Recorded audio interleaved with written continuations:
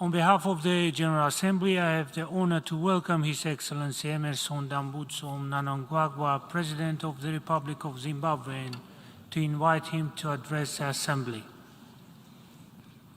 Your Excellency, Mr. Karosi, President of the 77th session of the General Assembly, Your Excellency, Mr. Antonio Guterres, Secretary General of the United Nations, Your Majesty, Your Excellencies, Heads of State and Government, distinguished guests, it is my singular honor to deliver this statement to this august assembly. Allow me to congratulate you, Mr. President, on your election as the President of the 77th session of the United Nations General Assembly. Please be assured of Zimbabwe's full support as you guide our deliberations during this current session.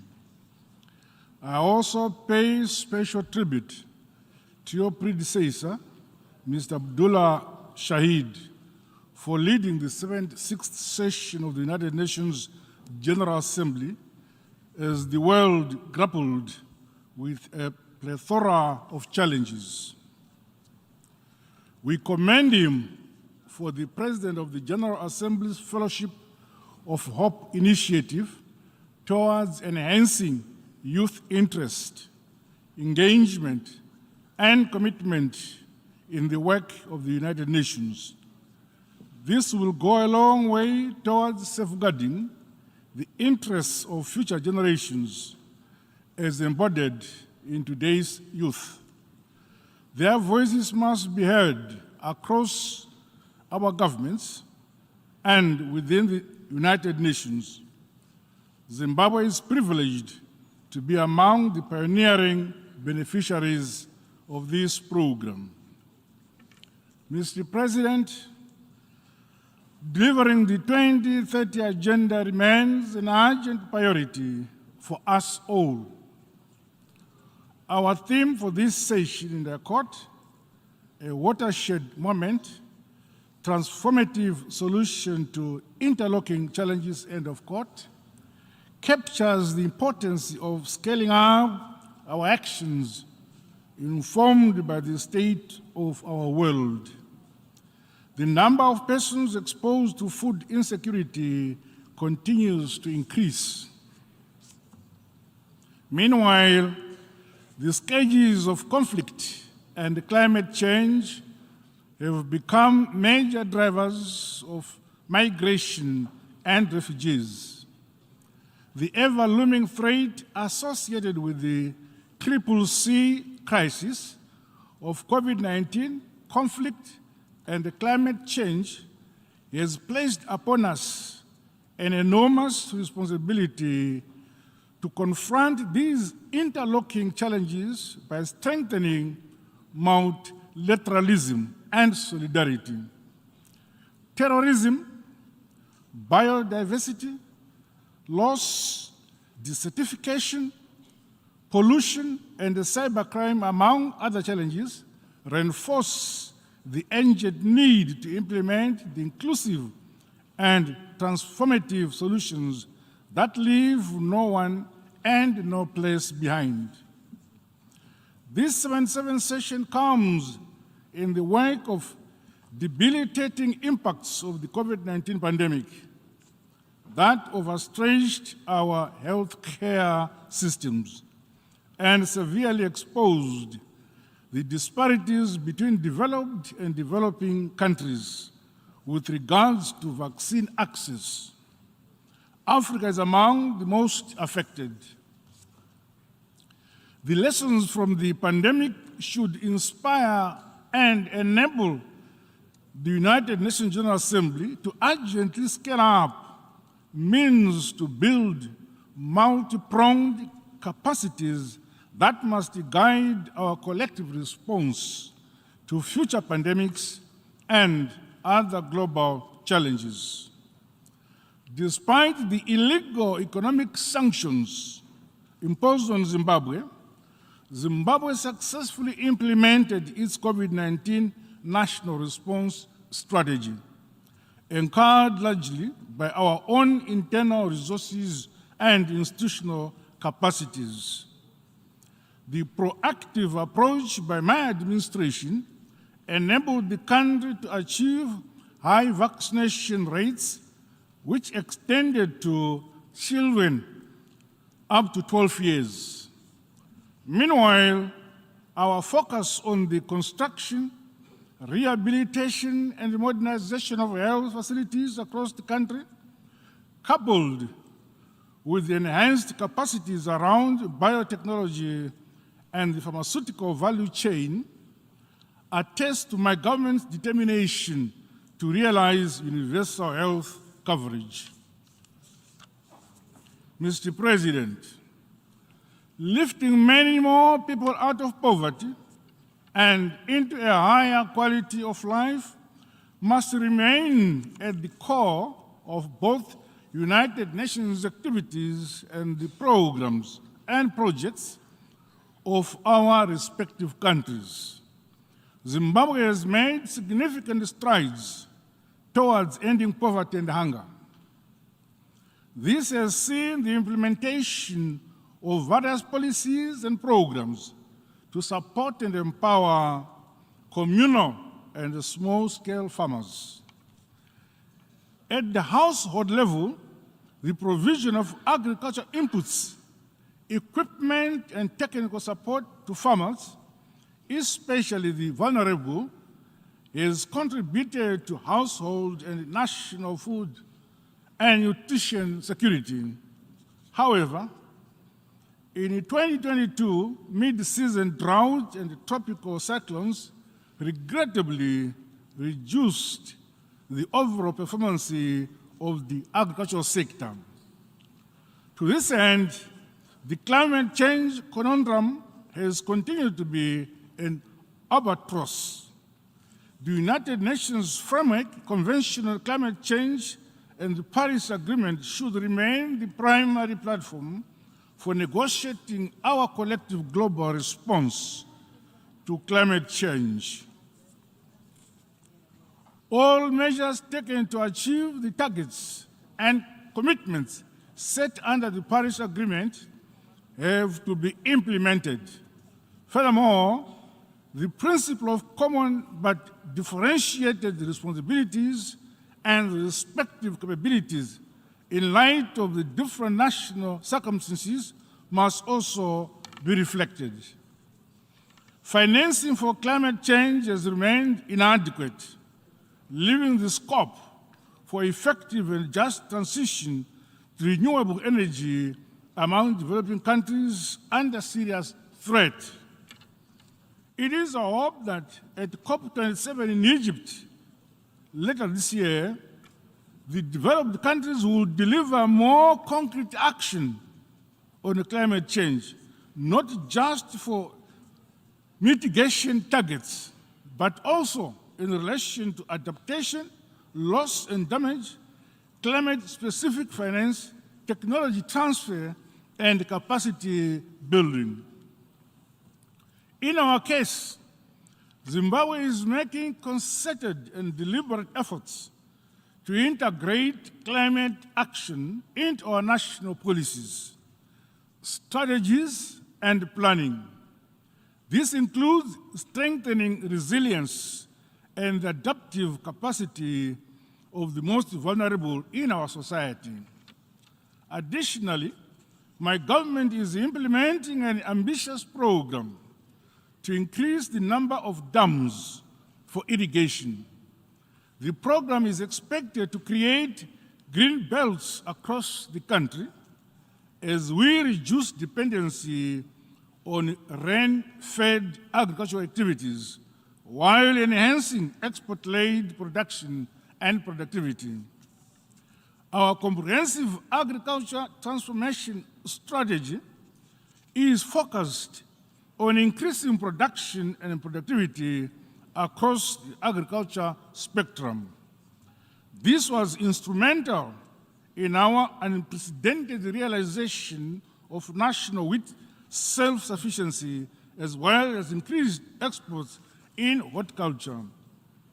The provision of technical extension services for improved land and water use has seen widespread adoption of climate-smart agricultural innovations, with evident upward increase of incomes among communal and smallholder farmers, as well as women and youth in agriculture.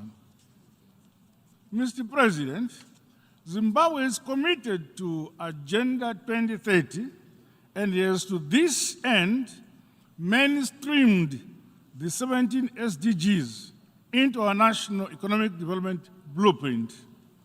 The National Development Strategy, we acknowledge the support of the United Nations in the alignment of this strategy to the Sustainable Development Goals.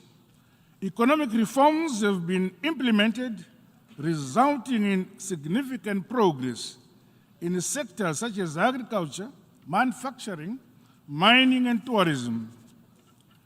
Our Zimbabwe is open for business mantra has fostered a strong partnership between the government and the private sector for inclusive and sustainable development. Massive infrastructure development projects, which include the dams, energy plants, and the roads, have broadened our national economic asset base, as well as production and productivity enablers, while enhancing regional connectivity and integration. The current global financial architecture has demonstrated its inadequacies to address the challenges that confront us. Increasing and unsustainable debt burden, prohibitive cost of borrowing, illicit financial flows, and exploitation of natural resources from developing countries have all combined to relegate developing countries to the periphery of the global financial system. There is therefore need for a global financial system which is just, more inclusive, and responsive to the challenges we face. Equally, the international trade architecture under the World Trade Organization has remained largely exclusive and indifferent to the needs of developing countries.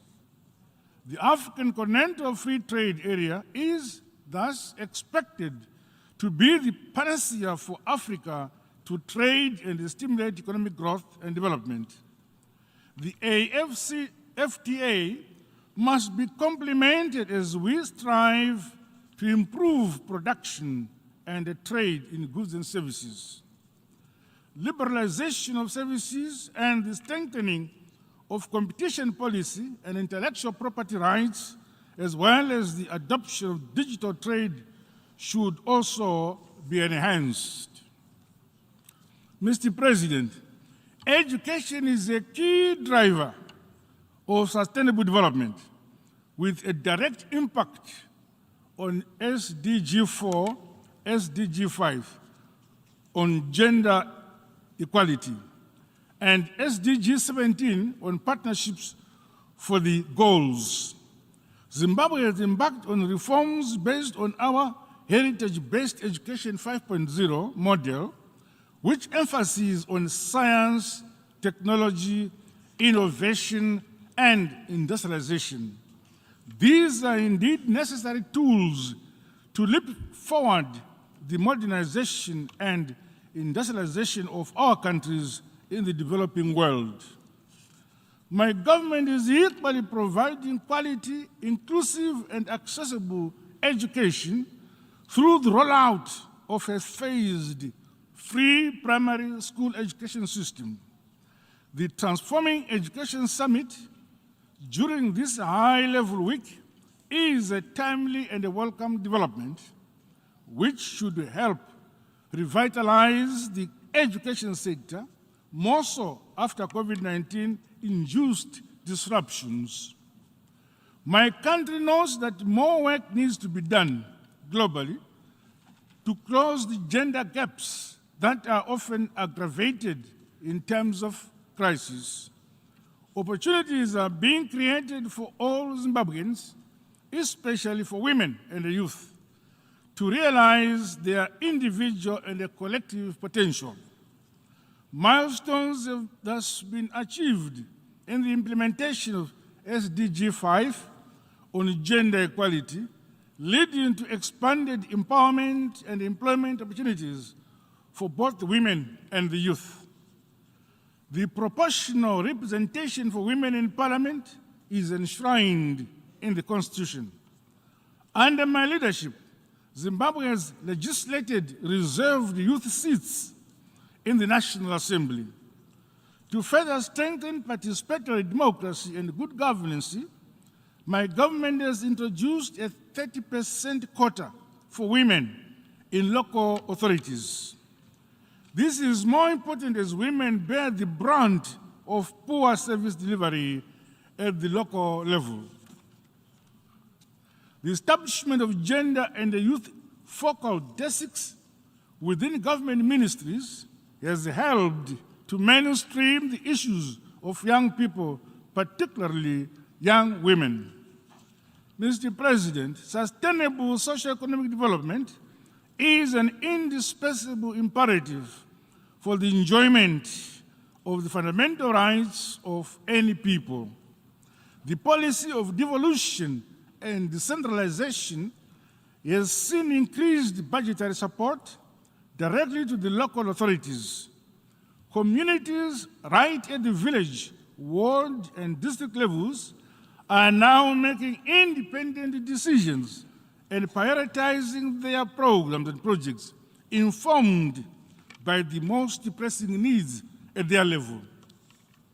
This has seen the rapid construction of schools, clinics, water and sanitation infrastructure, and other social amenities in the most remote areas of Zimbabwe. In the same vein, my government is promoting heritage-based rural industrialization to guarantee improved livelihoods and incomes of all communities based on their respective unique natural resources endowments. Mr. President, Zimbabwe is modernizing, industrializing, based on our local resources and the human capital base. Inspired by the historic monument, the Great Zimbabwe, from which our country's name is derived, we are building our country brick by brick, stone upon stone, with the support of our friends and partners. As my government continues to entrench democracy, good governance, and the rule of law, we are committed to vibrant, competitive, and peaceful political contestations. Notwithstanding our success, the ongoing deleterious effects of the illegal sanctions continue to hamper and slow down our progress and the realization of sustainable and inclusive development. Zimbabwe is a peace-loving country. We remain indebted to the SADC region and African Union, as well as other progressive members in the Committee of Nations, for their unwavering support and calls for the removal of these unwarranted and unjustified sanctions on Zimbabwe. We once again call for their immediate and unconditional removal. My country welcomes the findings of the United Nations Special Rapporteur on the negative impact of the unilateral coercive measures on the enjoyment of human rights who visited Zimbabwe in 2021. Mr. President, at the international level, Zimbabwe has adopted an engagement and re-engagement policy. The policy is underpinned by the principles of mutual understanding and respect, cooperation, partnership, and shared values with other members of the international community. We desire to be a friend to all and an enemy to none. My country is greatly concerned that more than 20 years after the Durban Declaration and Programme of Action, hate crimes, xenophobia, racial discrimination, and intolerance have continued to increase at an alarming rate, including at international level. There is need, therefore, to recommit to fighting these scourges in all their forms and manifestations. The spread of terrorism and intensification of all the conflicts on the African continent and throughout the world have been a setback to our quest to silence the guns. In Southern Africa, we remain seized with insecurity and a terrorist insurgency in northern parts of Cabo Delgado in Mozambique and the conflicts in parts of the Great Lakes region. Emboldened by our SADC regional philosophy that an injury to one is an injury to all, we continue to pool our resources to fight terrorism and other threats to peace, security, and stability in our region.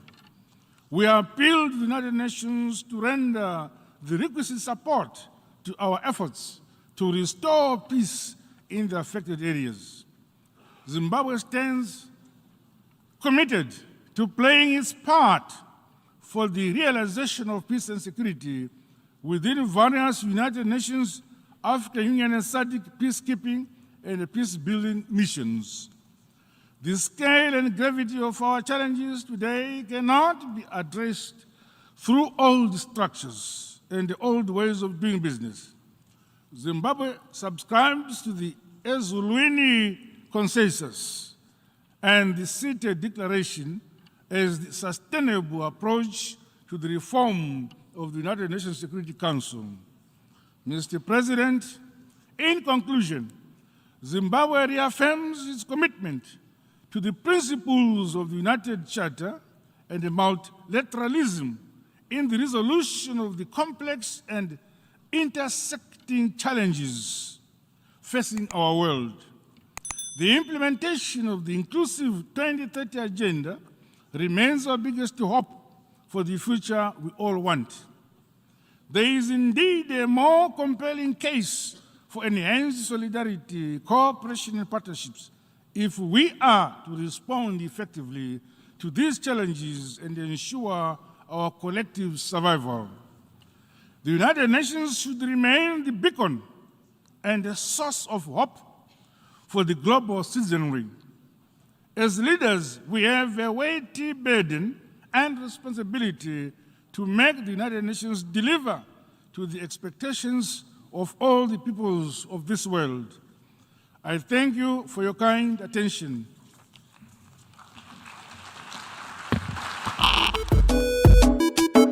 I'm a king, yes, I'm a king, I think